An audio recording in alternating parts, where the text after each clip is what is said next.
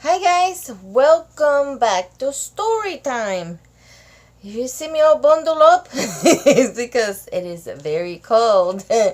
So, I wanted to do another story. Trying to get my glasses. I don't know if they're clean. Anyway, here we go. Okay. We're ready. Woo! So, it's been hectic. It's been cold. The cats are been coming in and out. The ones in the porch. I did a cooking video and I had to trim and get some parts out. So forgive me for that. I'm still learning. I'm still trying to get the hang of it.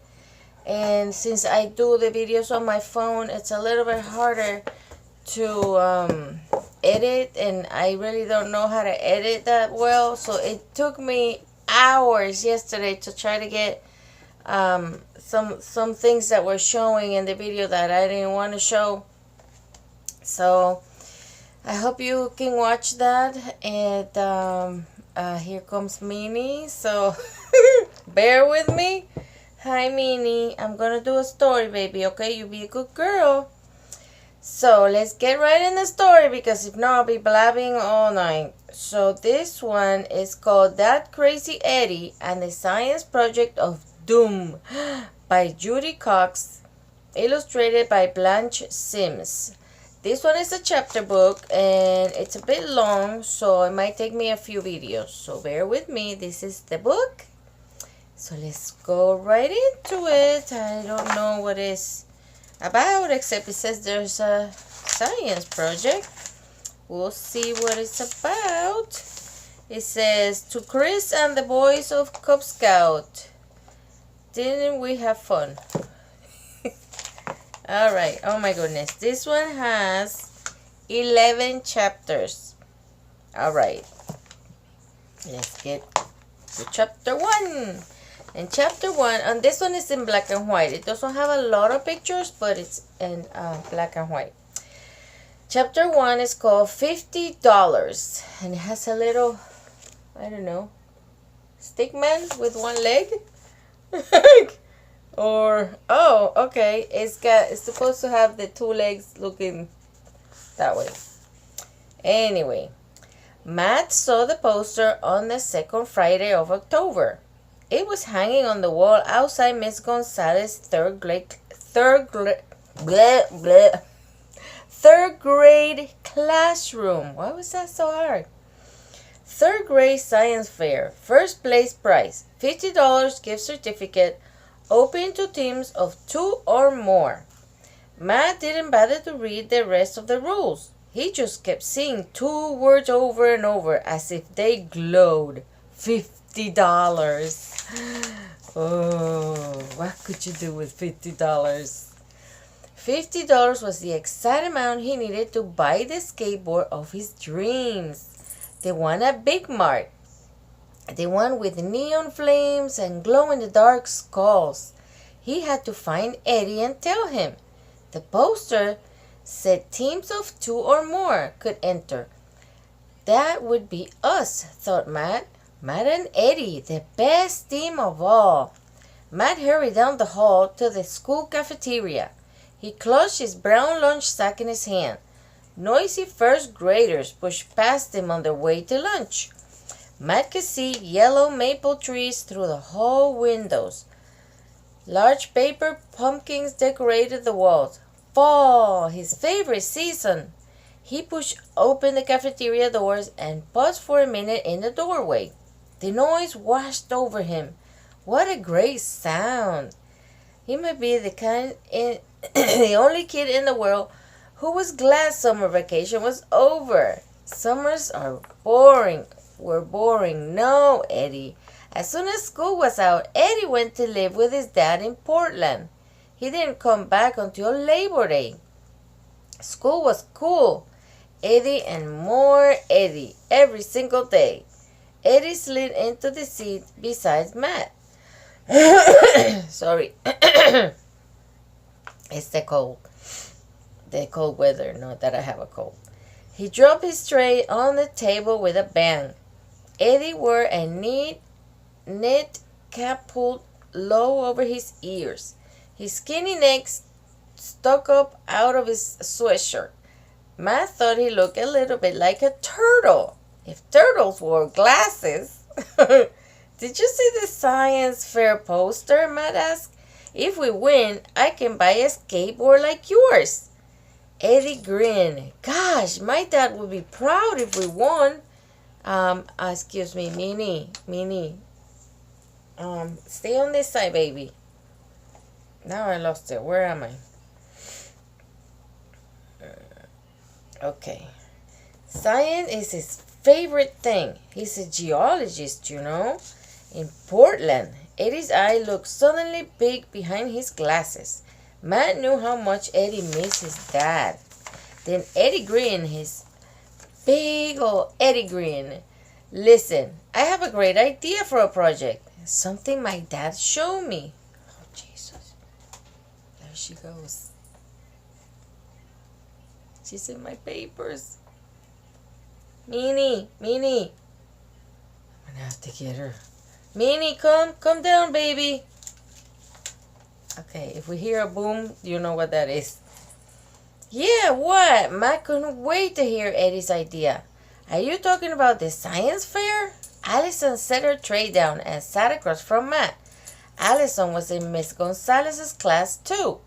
Allison reminded Matt of the snooty cat in the cat food ad. The one who turned up her nose at the food. We're going to win, said Matt. Eddie is the king of crazy ideas. He has a bright idea for winning the science fair, right, Eddie? Eddie nodded. He couldn't talk because he had stuffed a whole hard-boiled egg into his mouth. Brittany slammed her tray down next to Allison. Win, you guys? No way, she said. Victor and I are going to win. Victor slid his lunch tray next to Brittany's and grinned. Yup, he said. I can see the $50 now. He rubbed his fingers together as if he were rubbing dollar bills. Cold hard cash. Only greedy pigs care about the money, said Allison. But Miss Gonzalez said anyone who enters will get 50 points of extra credit. That's nice. Allison flipped her hair. If I pretend I had long hair.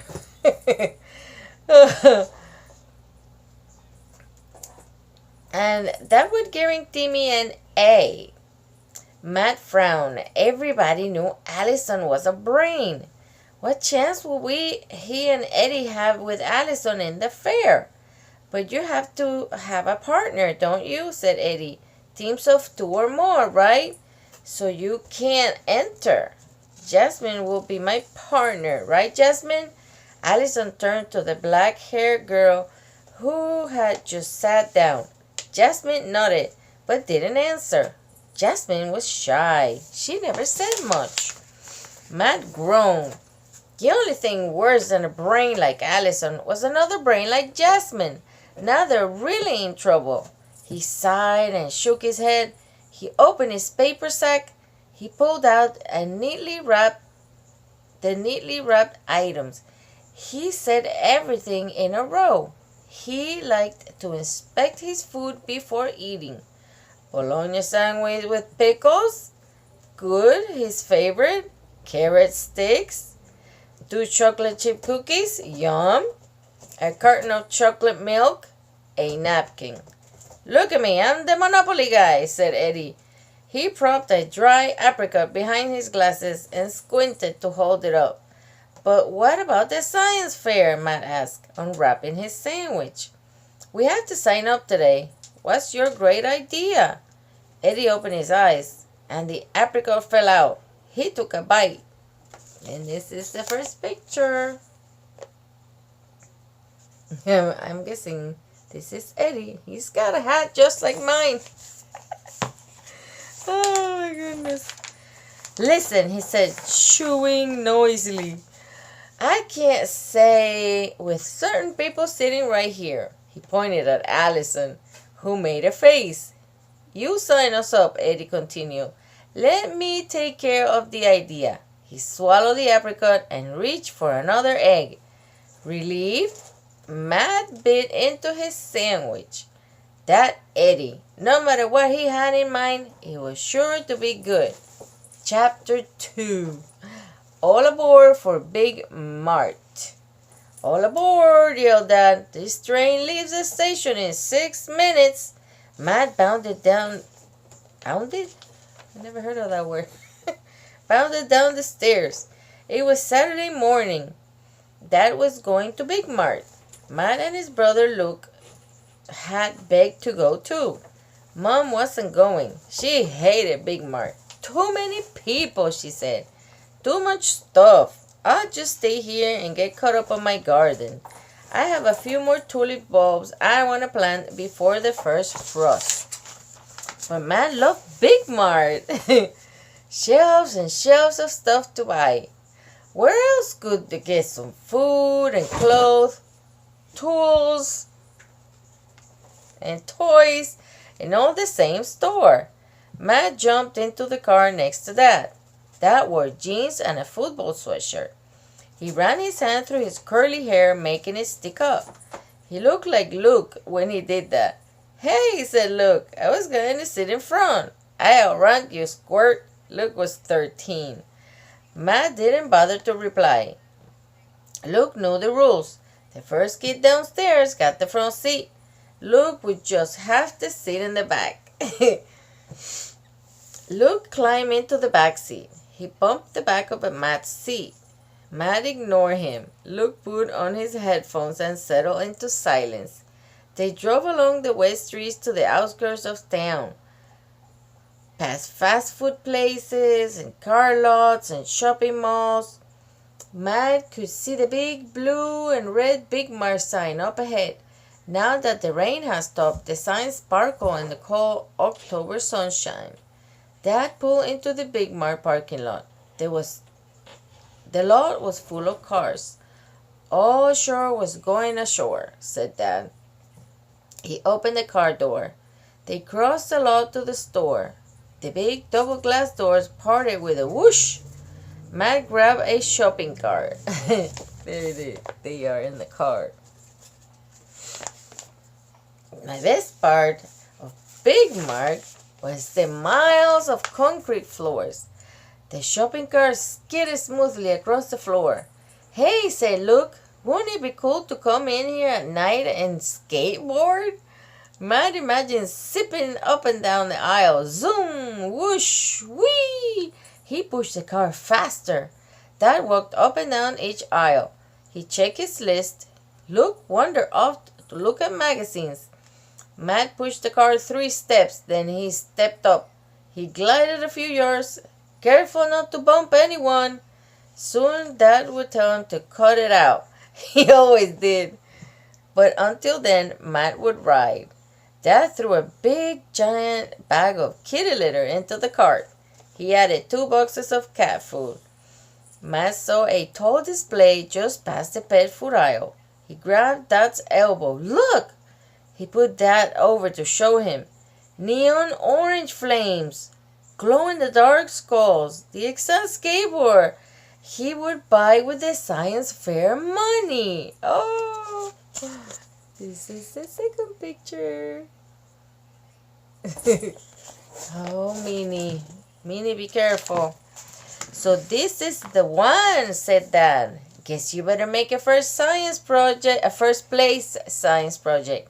Hey, Matt. Matt turned around to see 2 of his friends from Miss Gonzalez's class. Are you guys talking about the science fair? Asked Michael Sanchez.